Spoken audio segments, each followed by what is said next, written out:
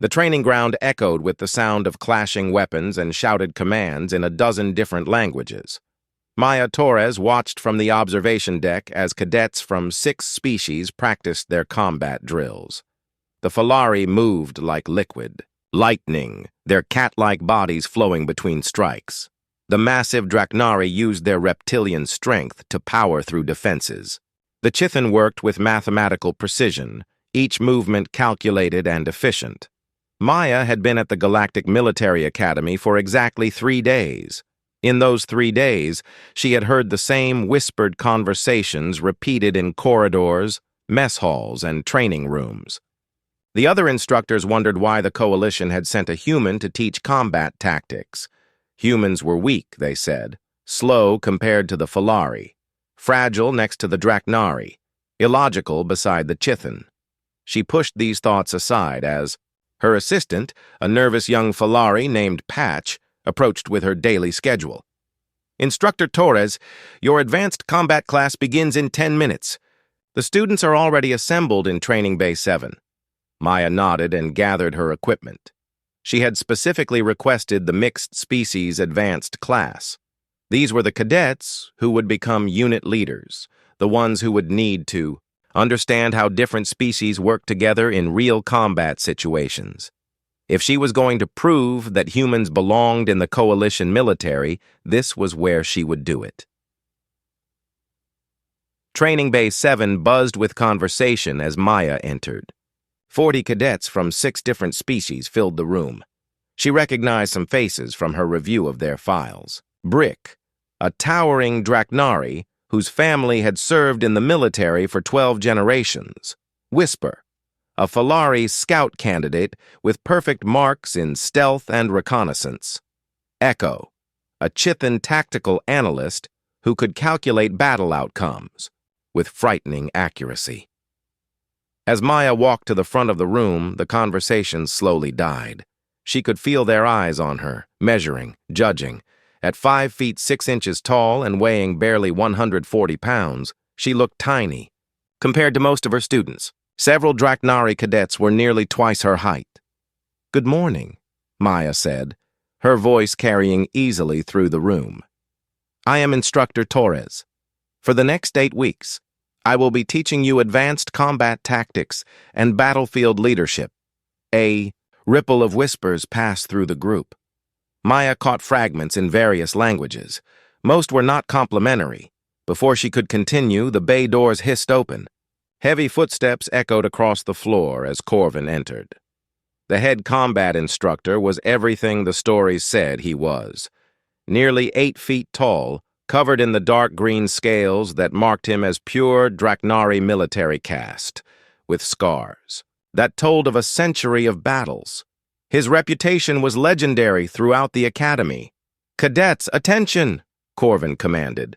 The students immediately snapped to rigid postures. Maya remained relaxed, watching as the giant instructor approached her. "So you are the human they sent to teach my advanced students," Corvin said, his voice carrying the hissing accent of his species. "I wanted to observe your first class, to see what methods you will use." Maya smiled politely. "Of course, Instructor Corvin. You are welcome to observe." Corvin's yellow eyes narrowed. "In Draknari culture, when a new instructor joins a unit, they must demonstrate their worthiness to lead. This prevents weak leaders from sending strong warriors to pointless deaths." The temperature in the room seemed to drop. Every cadet stood perfectly still, sensing the tension building between the two instructors. Maya had read about Draknari dominance displays. She knew what was coming before Corvin's hand moved to his sidearm. Perhaps a small demonstration would be appropriate, Corvin continued, drawing his plasma pistol in one fluid motion, "to show these cadets what human leadership looks like under pressure." The weapon hummed with deadly energy as Corvin raised it. Maya did not move.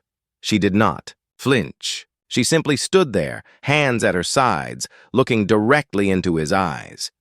The plasma bolt screamed past her left ear, close enough that she could feel the heat. It struck the wall behind her with a crackling hiss, leaving a smoking crater in the reinforced metal. The sound echoed through the training bay like thunder. Maya counted 3 heartbeats of absolute silence. Then she stepped forward. "May I?" she asked, extending her hand toward the weapon. Corvin blinked, clearly not expecting this response. After a moment's hesitation, he handed her the pistol, probably curious to see what the small human would do with it. Maya accepted the weapon with both hands, treating it with obvious respect. She examined it for a moment, noting its make and model. Then, with movements that seemed almost casual, she ejected the power cell. Her fingers found the weapons. Maintenance releases. Click, click, click. In less than 15 seconds, the plasma pistol was completely disassembled. Maya placed each component carefully on the floor in front of Corvin. The power cell, the barrel assembly, the firing mechanism, the grip housing, the targeting system, the safety interlock. Every piece laid out with perfect organization. She stood up and brushed off her hands. Then she looked out at the 40 cadets who were staring at her with expressions of complete shock. "Any questions?" Maya asked. The silence stretched on. Corvin looked down at his disassembled weapon, then back at Maya. None of the cadets moved or spoke. "Good," Maya continued. "Now that we have that out of the way, let us talk about what you will be learning in this class. Advanced combat tactics are not about being the strongest or the fastest or the smartest. They are about understanding your enemy better than your enemy understands you. They are about turning every situation to your advantage, no matter how impossible it seems." She began walking among the students, making eye contact with each one. "Every species in this room has natural advantages. Falari speed, Draknari strength, Chithan logic. But advantages can become weaknesses if you depend on them too much. The enemy you face will know your advantages too. They will plan around them." Breek, the Draknari cadet, raised his hand. "Instructor Torres, what advantages do humans have? You are not faster than Falari, or stronger than Draknari, or more logical than Chithan." Maya smiled. "That is an excellent question, Cadet Brick. What advantages do humans have? Anyone want to guess?" Whisper, the Falari scout, spoke up hesitantly. "Humans are adaptable?" "Close," Maya said. "Humans are paranoid. We assume everything is trying to kill us because on our home world, everything was trying to kill us. We developed the ability to see patterns that others miss, to find weaknesses that others ignore, to turn any tool into a weapon and any weakness into a strength." She gestured toward where Corvin stood, still staring at his disassembled pistol. Instructor Corvin just demonstrated perfect Draknari combat doctrine, used superior firepower to establish dominance. It works very well against enemies who are afraid of superior firepower. Maya picked up one small component from the floor and held it up. "But what if your enemy is not afraid? What if your enemy knows your weapon better than you do? What if your enemy can turn your moment of dominance into their moment of victory?" She placed the component back down. "For the next 8 weeks, you will learn to think like humans. You will learn to see every situation from angles you never considered. You will learn that the most dangerous enemy is not the one with the biggest weapon, but the one who understands how to use your own strength against you." Maya looked around the room one more time. "Your first assignment is simple. Figure out how I disassembled that weapon so quickly. Figure out why I was not afraid when it was pointed at me. Figure out what message I was really sending when I asked if you had any questions." She walked toward the door, then paused and looked back. "Class dismissed. We will begin actual training tomorrow." As Maya left the training bay, she could hear the excited buzz of conversation erupting behind her. She had their attention now. Tomorrow she would begin teaching them what it really meant to fight like a human. Echo finished reviewing the weapon schematics for the 3rd time that morning. The Chithan cadet had spent most of the night analyzing plasma pistol designs, maintenance procedures, and standard military protocols. The mathematics were clear. No one could disassemble a military weapon that quickly without extensive practice and detailed knowledge of its internal mechanisms. She had to have studied that specific weapon model, Echo told Brick as they walked toward the training bay. The probability of random success is less than 0.03%. Brick shook his massive head. But why was she not afraid? Any rational being shows fear when facing superior firepower. It is basic survival instinct. Whisper padded alongside them, her Falari ears twitching with thought. Maybe that is the point. Maybe she wanted to show us that fear can be controlled. They entered Training Bay 7 to find it completely transformed. Maya had removed all the standard equipment. Instead, the room was filled with ordinary objects: chairs, tables, cleaning supplies, pieces of rope, kitchen utensils, even children's toys. The cadets looked around in confusion. "Welcome back," Maya said. "I hope you all had time to think about yesterday's demonstration. Before we begin today's lesson, who can tell me what they learned?" Several hands went up. Maya nodded to a Vorthan cadet named Swift. "You practiced disassembling that weapon many times," Swift said confidently. "You knew exactly which components to remove and in what order." "Correct," Maya replied. "Anyone else?" Echo raised a thin insectoid arm. "You studied Instructor Corvin's psychological profile. You predicted he would attempt a dominance display and prepared accordingly." "Also correct. What else?" The room was quiet for a moment. Then Brick spoke slowly. "You were not really answering his challenge. You were teaching us a lesson about preparation and knowledge being more important than raw strength." Maya smiled. "Very good. All of your observations are accurate. Now, today we are going to put those concepts into practice." She gestured at the random objects scattered around the room. "Your mission is simple. Using only these materials, you must create a weapon capable of stopping an armed opponent." The cadets exchanged confused glances. Whisper raised her hand. "Instructor Torres, these are just household items. How can we make weapons from cleaning supplies and toys?" "That is exactly the right question," Maya said. "How indeed? You have 30 minutes to work in teams of 4. Each team must create something that could realistically disable an enemy combatant. Begin now." The students broke into groups, but Maya could see the frustration on their faces. The Draknari cadets picked up the heaviest objects, trying to create clubs and hammers. The Falari focused on rope and wire, attempting to make snares and tripwires. The Chithan began calculating the physics of improvised projectile weapons. Maya walked among the teams, observing their approaches.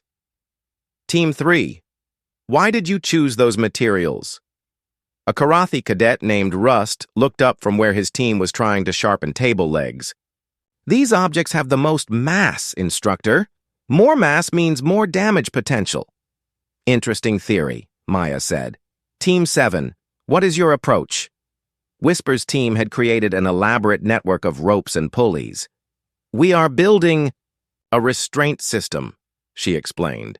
"If we can immobilize the target, we do not need to cause damage." "Also interesting," Maya nodded. "Team 2? Echo and 3 other Chithan had covered a table with calculations. "We are designing a spring-loaded projectile launcher using kitchen utensils and elastic materials," Echo said proudly. "Our mathematics show it could achieve significant impact velocity." Maya continued her rounds, asking questions but offering no suggestions. When 30 minutes elapsed, she called for attention. "Time is up. Each team will now demonstrate their creation. Team 1, please show us what you built."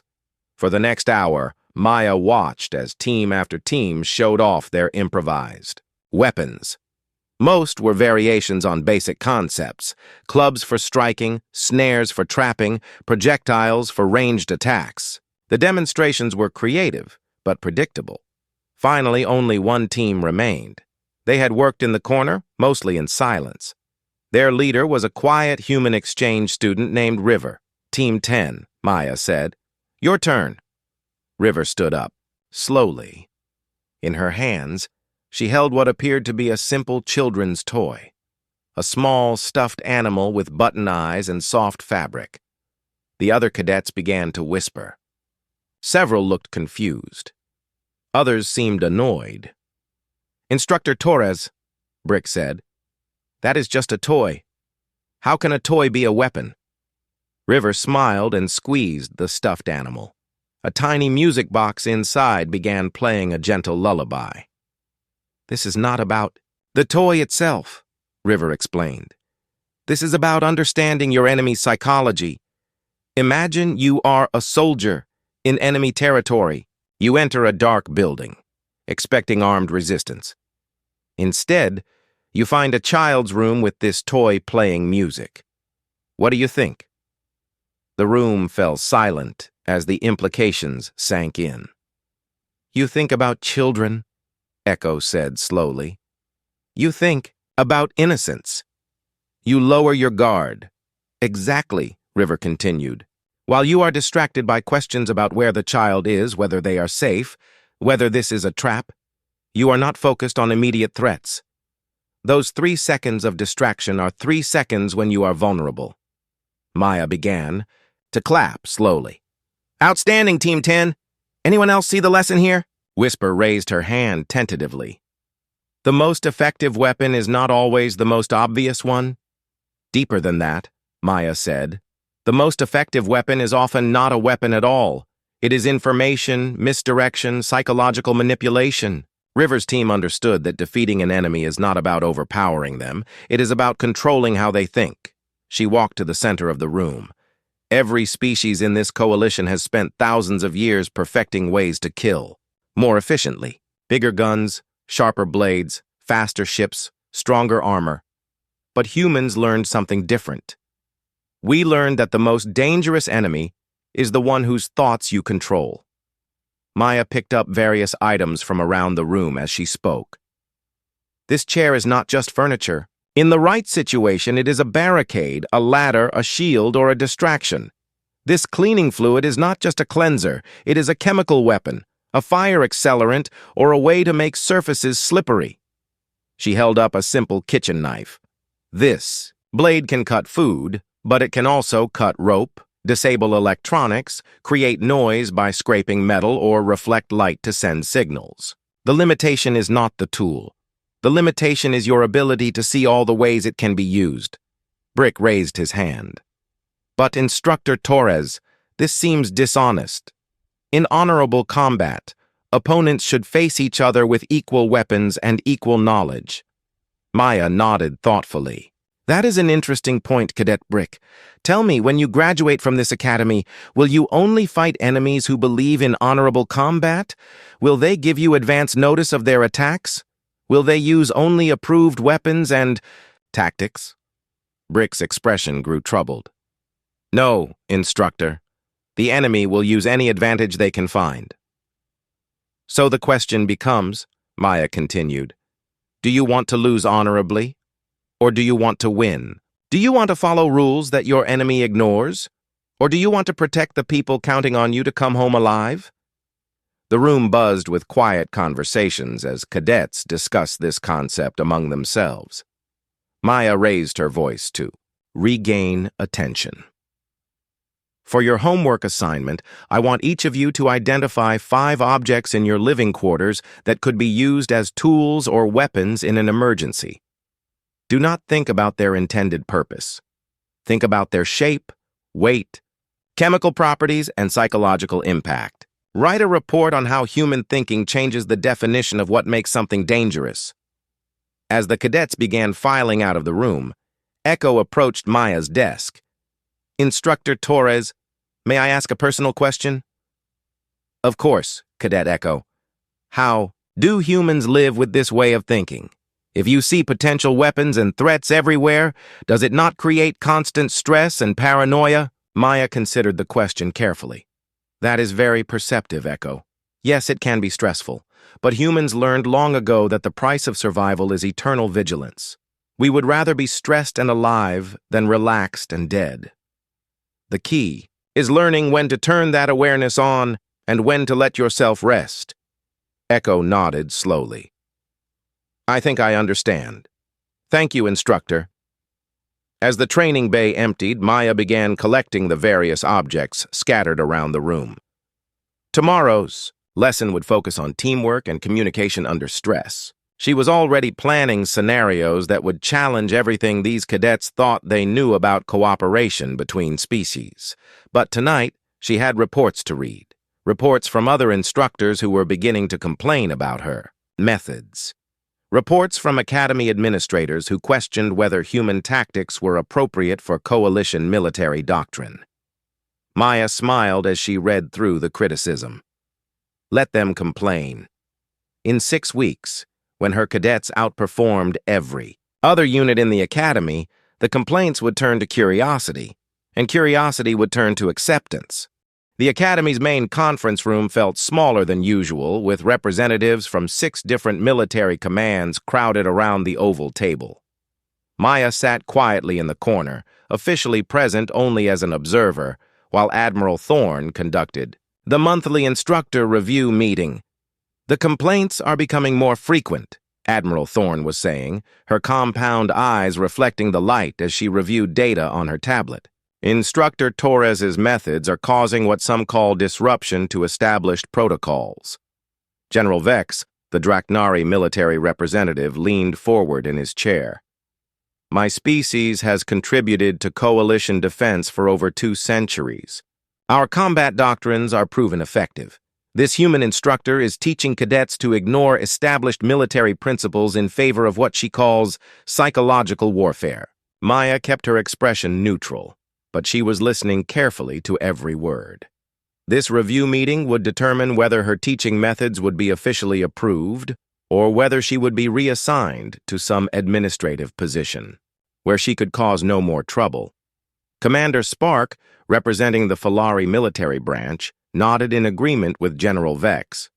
Our scouts report that cadets trained by Instructor Torres are using unconventional tactics that make coordination with standard units difficult. They are less predictable, less willing to follow direct orders. However, Admiral Thorne interrupted, consulting her data again, those same cadets are showing remarkable improvement in simulation exercises. Their success rates have increased by an average of 37% across all combat scenarios. The room fell silent. 37% was a significant improvement by any measure. Dr. Mind, the Chithan research coordinator, spoke up. Success in simulations does not always translate to success in real combat situations. The psychological pressures are completely different. Maya finally spoke. With respect, Dr. Mind, that is exactly why my training focuses on psychological preparation. Traditional military training teaches cadets to follow orders and use their natural abilities. My training teaches them to think independently and adapt to situations their commanders never anticipated. General Vex turned to face Maya directly. Instructor Torres, do you believe your methods are superior to combat doctrines that have protected the coalition for generations? I believe my methods are complementary to existing doctrines, Maya replied carefully. I am not trying to replace traditional training. I am trying to add flexibility and adaptability to it. The debate continued for another hour. Maya listened as instructors and military representatives argued about the value of conventional versus unconventional tactics. Some supported her approach, pointing to improved simulation scores and positive cadet feedback. Others worried about discipline, coordination, and military tradition. Finally, Admiral Thorne called for quiet. We need a way to settle this debate objectively. I propose a formal demonstration.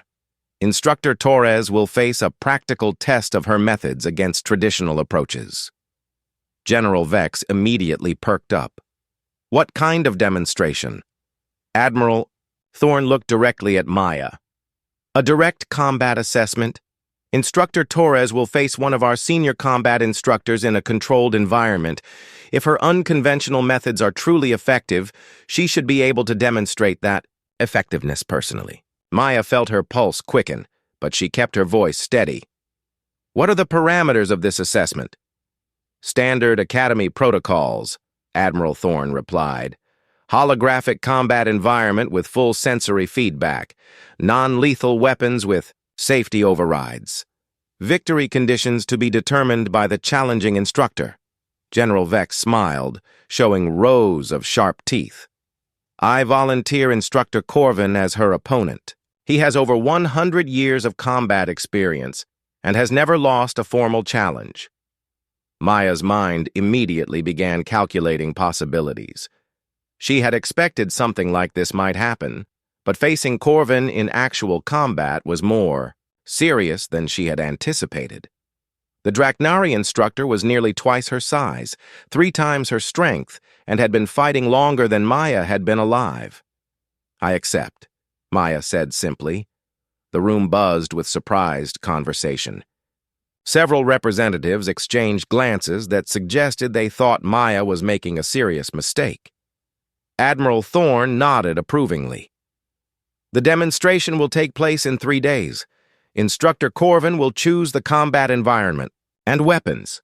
Representatives from all military branches will observe. The results will determine whether Instructor Torres's methods receive official endorsement or whether she is reassigned to alternative duties." As the meeting ended and representatives filed out of the room, Maya remained seated, already planning her approach. She had 3 days to prepare for a fight against an opponent with every possible physical advantage. But Maya had learned long ago that physical advantages could become psychological disadvantages if used incorrectly. And she had some research to do. Over the next 3 days, Maya spent her time in the Academy archives, studying everything she could find about Draknari combat techniques, cultural psychology, and Corvin's personal history. She watched recordings of his previous demonstrations, analyzed his movement patterns, and identified his tactical preferences. Her cadets began approaching her with worried expressions. Brick looked particularly troubled when he found her in the library late on the second night. "Instructor Torres," he said quietly, "my people have great respect for Instructor Corvin. He has defeated opponents from every species in the coalition. Perhaps you should reconsider this challenge." Maya looked up from her research materials. "Are you worried about me, Cadet Brick?" "Yes, Instructor. You have taught us much about thinking differently, but thinking differently cannot overcome such a significant physical disadvantage." Maya smiled.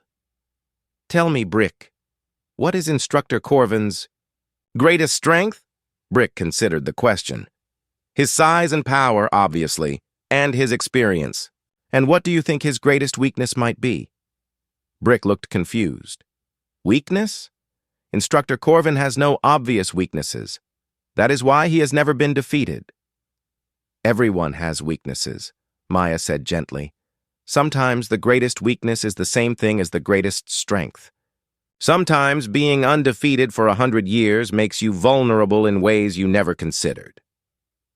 On the morning of the demonstration, Maya arrived at the combat arena to find it packed with observers.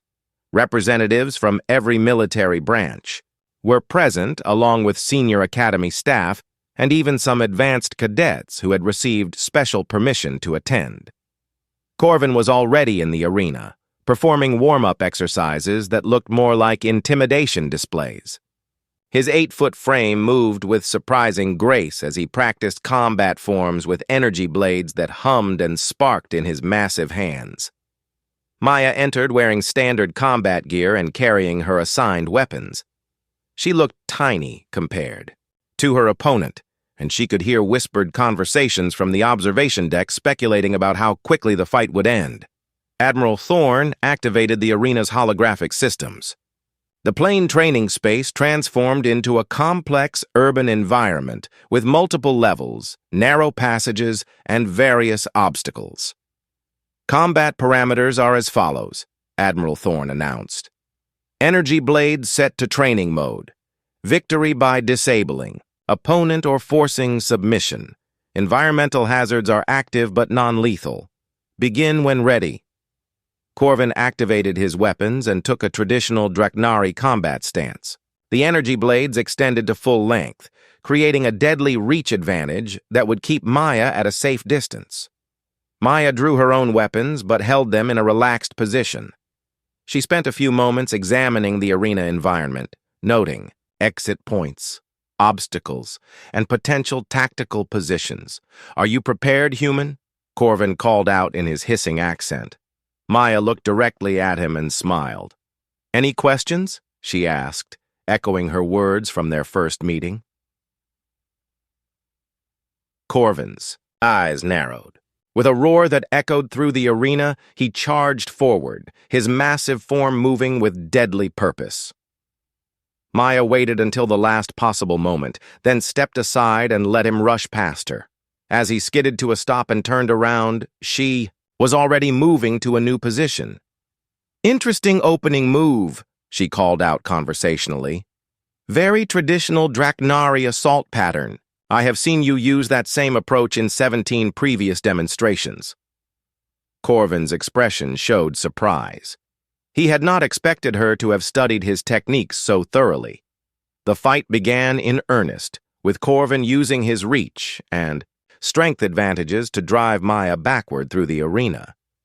To the observers, it looked like a massacre in progress. The human instructor seemed to be barely surviving against superior firepower and skill. But Maya was not just surviving. She was talking. "Your footwork is excellent," she commented as she dodged another crushing blow. "Very efficient energy conservation. You learned that from Master Scale on Draknari Prime, did you not? I read about his influence on your early training." Corvin missed a step, momentarily thrown off by her detailed knowledge of his background. "Your blade work shows influences from the Southern Combat Academy," Maya continued, weaving between his attacks. "But you have modified the traditional forms to account for your exceptional height. Clever adaptation." With each comment, Corvin became more unsettled. This was not how combat was supposed to work. Opponents were supposed to focus on fighting, not on casual conversation about training methods and personal history. Maya began using the environment more creatively, leading Corvin through narrow passages where his size became a disadvantage, up stairways where his weight slowed him down, and around obstacles that blocked his longer weapon reach. All the while, she kept talking. About his techniques, his instructors, his previous victories, his family history. She demonstrated a knowledge of Draknari culture and military tradition that impressed even the Draknari observers. Corvin was becoming frustrated. His attacks were growing less controlled, more aggressive. He was fighting emotionally instead of tactically. Finally, Maya led him into a section of the arena where the ceiling was lower. Corvin had to duck slightly to avoid overhead obstacles, which changed his center of balance and reduced his mobility. "You know," Maya said as she danced away from another attack, "you remind me of my grandfather. He was a career military man, too. Same dedication to honor and tradition." Corvin paused, confused by this sudden personal revelation. Maya smiled sadly. "Of course, he died in combat when I was 12. Very brave, very honorable, very dead. He never learned that sometimes survival is more important than tradition." Something in Corvin snapped. With a roar of rage, he launched himself forward in a massive overhead strike designed to end the fight immediately. Maya was no longer where he expected her to be. As his blades struck the floor where she had been standing, she was already moving. In one fluid motion, she used his own momentum and the leverage of the arena's architecture to redirect his attack. Corvin found himself off balance, overextended, and completely vulnerable. Maya's training blade touched the back of his neck, just below his skull ridge. "Yield," she said quietly. The arena fell completely silent. For a moment, nobody moved. Then Corvin slowly straightened up and deactivated his weapons. "I yield," he said formally. Maya deactivated her own weapons and stepped back. She looked up at the observation deck, where dozens of alien military representatives sat in stunned silence. "Any questions?" she asked. The silence in the arena stretched for what felt like hours, but was probably only seconds. Maya stood over Corvin's massive form, her training blade still positioned at the critical point on his neck. The Draknari instructor remained perfectly still, his yellow eyes showing a mixture of shock and something that might have been respect. Admiral Thorne was the first to break the silence. "Victory to Instructor Torres," she announced formally. "Combat assessment complete." The observation deck erupted in conversation. Representatives from 6 different species were talking at once, their voices creating a babel of languages and opinions. Some sounded impressed, others confused, and a few distinctly angry. Maya stepped back and deactivated her weapon. She offered her hand to help Corvin stand, which surprised him enough that he actually accepted the assistance. "You fought well," Maya said quietly, speaking in perfect Draknari so that only he could hear. "Your techniques are flawless. I simply fought a different kind of battle." Corvin studied her face for a moment. "You were never in danger, were you? That entire fight, you were controlling where and how we engaged." "I was in plenty of danger," Maya replied honestly. "One mistake, one moment of inattention, and you would have ended the fight immediately. But yes, I was trying to fight the battle I could win, not the battle you wanted." General Vex's voice boomed across the arena. "This proves nothing. Instructor, Torres used trickery and deception instead of honest combat skills." Maya looked up at the observation deck. "General Vex, may I ask you a question?" "Speak," the Draknari general replied curtly. "When your troops engage enemy forces in real combat, do the enemies promise to fight fairly? Do they agree to use only approved tactics and weapons?" General Vex's expression darkened. "Of course not. Combat is unpredictable." "Then why would you want me to train coalition cadets to fight predictably?" Maya asked. "Why would you want them to limit themselves to tactics that every enemy can anticipate and counter?" Dr. Mind, the Chithan researcher, leaned forward in her observation seat. "Instructor Torres, your approach appears to rely heavily on psychological manipulation. How do you quantify the effectiveness of such subjective methods?" Maya smiled. "An excellent question, Dr. Mind. Would you like me to demonstrate?" Before the Chithan could respond, Maya continued. "You are currently analyzing approximately 47 different variables from this combat demonstration. Heart rate, reaction time, tactical decisions, environmental factors, weapon efficiency, and probability calculations. You have already determined that my victory was statistically improbable based on physical measurements alone." Dr. Mind's compound eyes widened. "How could you possibly know my analysis parameters?" "Because I studied Chithan analytical methods before coming to this academy," Maya replied. "I knew that Chithan observers would focus on quantifiable data points and would be troubled by results that did not match their mathematical models. So I researched how Chithan minds process unexpected information." She gestured toward Dr. Mind. "Right now, you are experiencing what Chithan psychologists call analysis paralysis. You have data that contradicts your predictions, which creates cognitive stress. Your natural response is to gather more data, but the more you analyze this fight, the less sense it makes from a purely physical perspective." Dr. Mind sat back in her chair, looking distinctly uncomfortable. Maya turned to address the entire observation deck. "This is exactly what I mean about psychological warfare. I am not attacking Dr. Mind's intellect or her analytical abilities. I am simply demonstrating that knowing how someone thinks gives you an advantage in any interaction with them." Commander Spark, the Falari representative, stood up. "And what about my species? Instructor Torres, do you have our psychological profile memorized as well?" "Falari culture values speed, precision, and elegance," Maya replied immediately. "Your species prides itself on being the first to act and the quickest to adapt. Right now, you are already thinking 3 moves ahead, trying to anticipate what I might say about Falari psychology so you can counter it before I finish speaking." Commander Spark's ears twitched, which was a Falari indication of being caught off guard. "But here is the interesting part," Maya continued. I just used your own speed against you. While you were thinking ahead to counter my next move, you missed the fact that I was not making a move at all.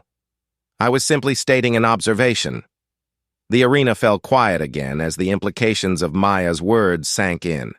She had just demonstrated her teaching methods on some of the most senior military minds in the coalition. Admiral Thorne activated her communicator. This demonstration is concluded. All observers will reconvene in Conference Room Alpha in 30 minutes for discussion and evaluation. As the observation deck began to empty, Maya noticed that her cadets had been allowed to watch from a separate section. They looked excited and amazed, but also worried about the reactions of the senior officers. Brick approached her as she left the arena floor. "Instructor Torres, that was incredible. But will the military leaders accept your methods after you analyze them so publicly?" Maya considered the question. "That depends on whether they are more interested in protecting their pride or protecting coalition forces. Some will be angry that I demonstrated their predictability. Others will be impressed that I could do it at all." Echo joined the conversation, her insectoid features showing curiosity. "Instructor Torres, when you spoke to Dr. Mind about analysis paralysis, you seem to understand Chithan psychology very well. Have you studied all of our species so thoroughly?" "I have studied every species I work with," Maya replied. "Not to manipulate them, but to understand them.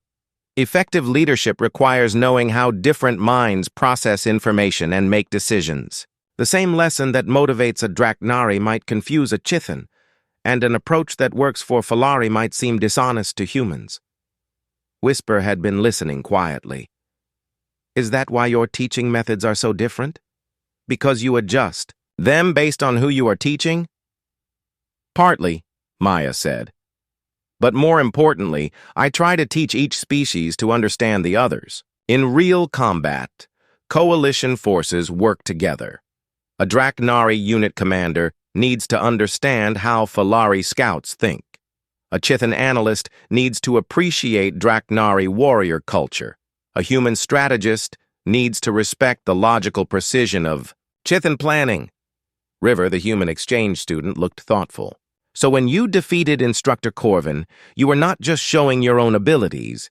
You were demonstrating how understanding different perspectives creates tactical advantages." "Exactly," Maya said.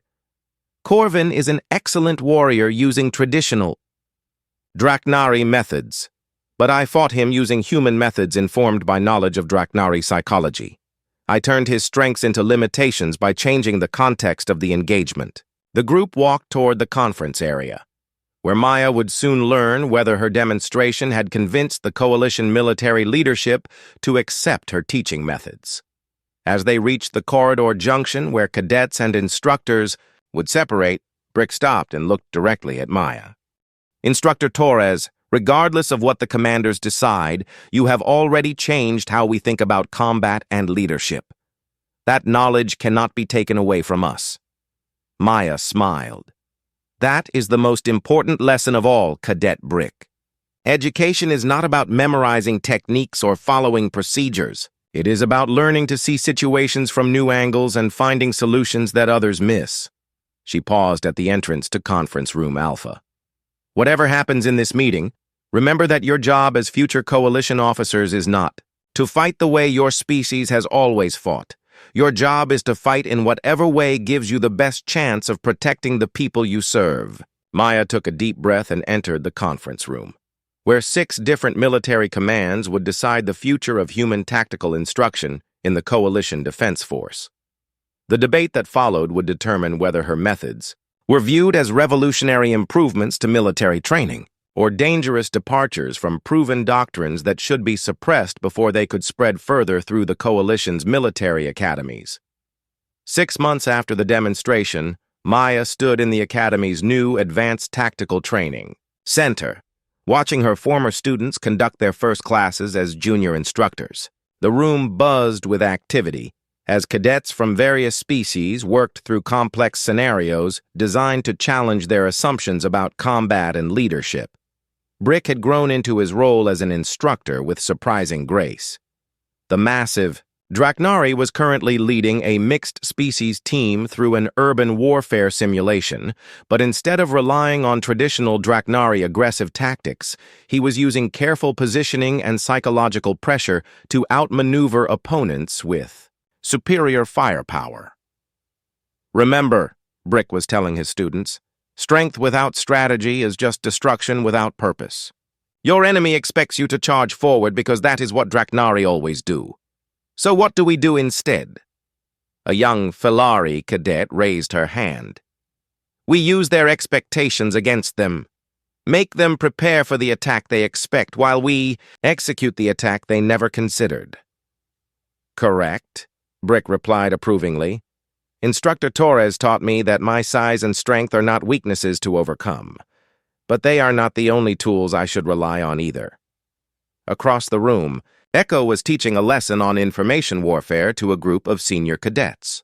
The Chithan's natural analytical abilities had been enhanced by human-style lateral thinking, creating an instructor who could break down complex problems from multiple angles.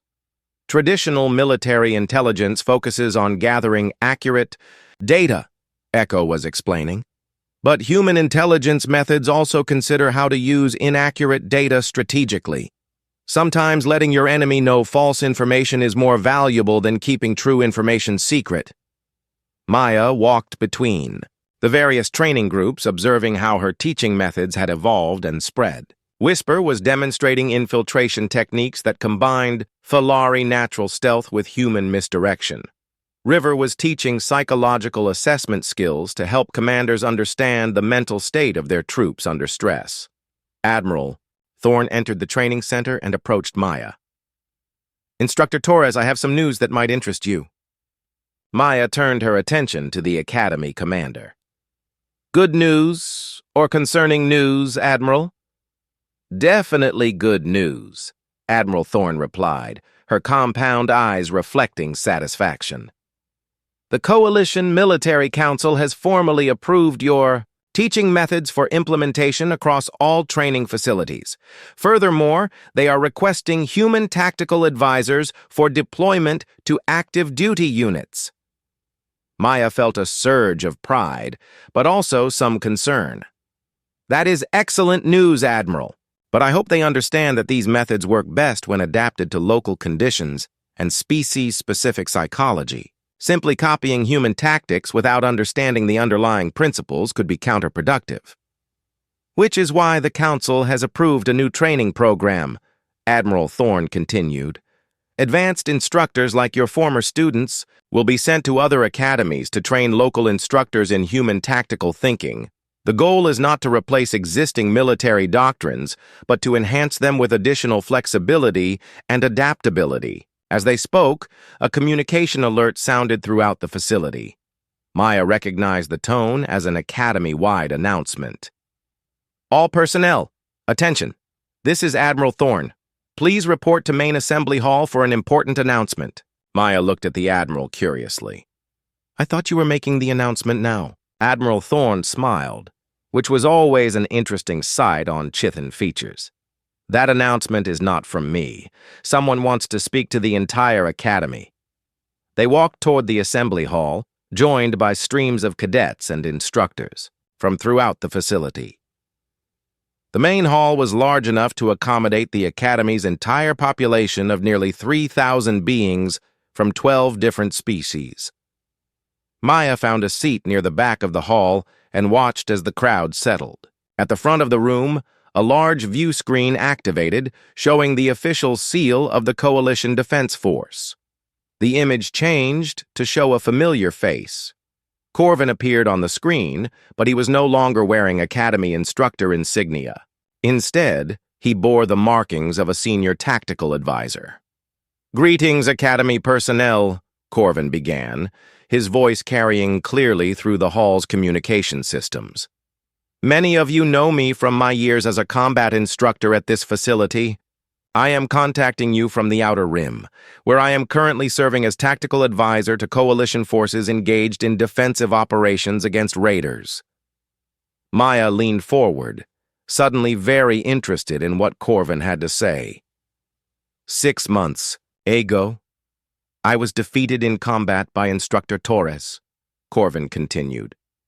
At the time, I believed her methods were dishonest and contrary to military tradition. I was wrong. A murmur of surprise rippled through the assembly hall. The forces under my advisory command have successfully repelled 3 major raider attacks using tactics based on human psychological warfare principles. We have achieved victory with minimal casualties by outthinking enemies who possessed superior numbers and firepower. The view screen switched to show tactical displays of recent battles. Maya could see how traditional coalition formations had been modified to incorporate misdirection, environmental manipulation, and psychological pressure. More importantly, Corvin's voice continued over the battle footage, the integration of human tactical thinking has improved cooperation between different species within our mixed units. Draknari warriors fight more intelligently. Falari scouts gather more valuable intelligence, and Chithan analysts make better predictions by considering psychological factors they previously ignored. The display returned to show Corvin's face. I am sending this message because other coalition forces are requesting similar tactical support. The demand for instructors trained in human methods now exceeds our ability to supply them. Maya felt a hand on her shoulder and turned to see Admiral Thorne leaning over. That is where the second part of my news comes in, the Admiral whispered. The Coalition is requesting that you establish a new academy specifically focused on advanced tactical training. You would have full authority to design curriculum and select instructors. Maya's mind immediately began considering the possibilities. A dedicated facility for developing human-influenced military thinking could have profound effects on coalition defense capabilities. Corvin was concluding his message. To the cadets currently training at the academy, remember that true strength comes not from overwhelming your enemies, but from understanding them better than they understand themselves. To the instructors, remember that teaching someone to think differently is more valuable than teaching them to fight harder. The view screen showed Corvin's final words clearly. Any questions? As the communication ended and the assembly hall began to buzz with excited conversation, Maya noticed that many of her former students were looking in her direction with expressions of anticipation. Admiral Thorne stood up to address the crowd. As you have just heard, the Coalition Defense Force is expanding its commitment to advanced tactical training. This academy will continue its traditional role, but it will also serve as the foundation for a new network of specialized training facilities. She gestured toward Maya. Instructor Torres will be leading this expansion effort. Her first assignment is to identify and train the next generation of tactical instructors who will carry human military thinking throughout the coalition. Maya stood up slowly, feeling the weight of hundreds of eyes focused on her. She had come to this academy 6 months ago hoping to prove that humans belonged in coalition military service. Now she was being asked to fundamentally change how the coalition approached military training. Thank you, Admiral Thorne, Maya said, her voice carrying clearly through the hall. I am honored by this opportunity and by the trust the Coalition has placed in human tactical methods. She looked out at the diverse crowd of cadets and instructors. But I want to be very clear about something. This is not about humans teaching other species how to fight. This is about all of us learning from each other to become more effective at protecting the things we value. Maya gestured toward her former students, who were scattered throughout the audience. The most important lesson I have learned here is that every species brings unique strengths to military service. Human psychological warfare works best when, combined with Draknari courage, Falari speed, Chithan analysis, and the unique capabilities of every species in our coalition. She paused, gathering her thoughts for the conclusion. 6 months ago, Instructor Corvin fired a shot past my ear to test my resolve. I returned his weapon disassembled and asked if there were any questions. Today, I want to ask all of you the same thing, but with a different meaning. Maya's voice grew stronger. The Coalition faces threats that require new approaches, and Unconventional thinking. We need warriors who can adapt to any situation, leaders who understand multiple perspectives, and tacticians who can turn any disadvantage into an opportunity. She looked directly at various cadets throughout the audience. Are you ready to learn not just how to fight, but how to think like the kind of warrior the coalition needs? Are you ready to question assumptions, challenge traditions, and develop new solutions to old problems? Maya smiled. Any questions? The response was immediate and overwhelming. Hundreds of hands shot up throughout the assembly hall. Voices called out in a dozen languages, all asking variations of the same basic question. When do we start? Maya laughed, a sound of pure joy that carried clearly through the hall. We start now, she said. We start with every decision you make, every problem you solve, and every interaction you have with someone from a different species. We start by remembering that the best weapon in any conflict is a mind that refuses to accept limitations. As the assembly hall erupted in applause and excited conversation, Maya felt a deep sense of satisfaction.